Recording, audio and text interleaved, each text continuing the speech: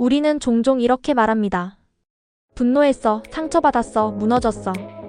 하지만 이 말 속에는 결정적인 착각이 숨어 있어요.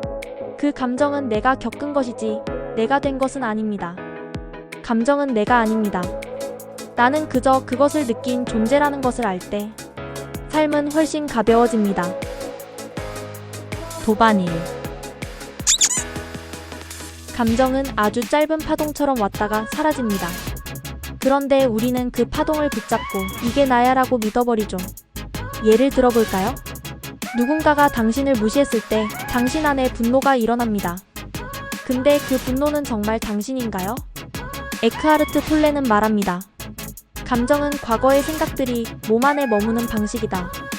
즉, 감정은 현재가 아니라 과거의 기억, 해석, 기대가 반응으로 다시 튀어나오는 현상입니다. 우리는 감정 그 자체가 아닌 감정에 대한 이야기를 붙잡고 고통을 유지합니다. 그때 왜 그랬을까? 또 그러면 어쩌지? 그건 감정이 아니라 에고의 이야기입니다.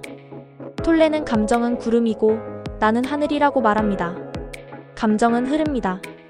관찰하면 흘러가요. 다만 붙잡으면 고통이 됩니다.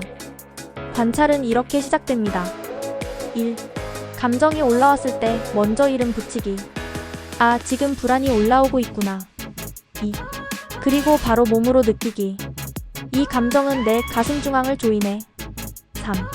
마지막으로 멈추기. 아무것도 하지 않고 그대로 있기. 이 과정을 반복하다 보면 감정은 나를 휘두르지 못합니다. 나는 그 감정을 알아차리는 의식이 됩니다. 여기서 중요한 점 하나.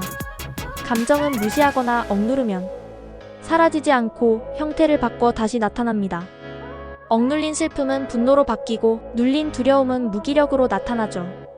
감정은 해소가 아니라 마주하고 인사한 뒤 보내주어야 합니다. 토마스 무어는 말합니다. 감정은 영혼의 언어이며 우리가 가장 순수하게 살아있다는 증거다. 감정을 제대로 느끼지 못하는 사람은 삶과 단절되겠지요.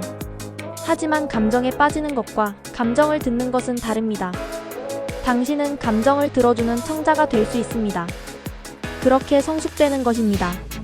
감정과 나 사이에 공간이 생기면 그곳에서 자유가 태어납니다. 분노가 올라와도 내가 그걸 흘려보낼 수 있을 때 사랑도 머물게 됩니다.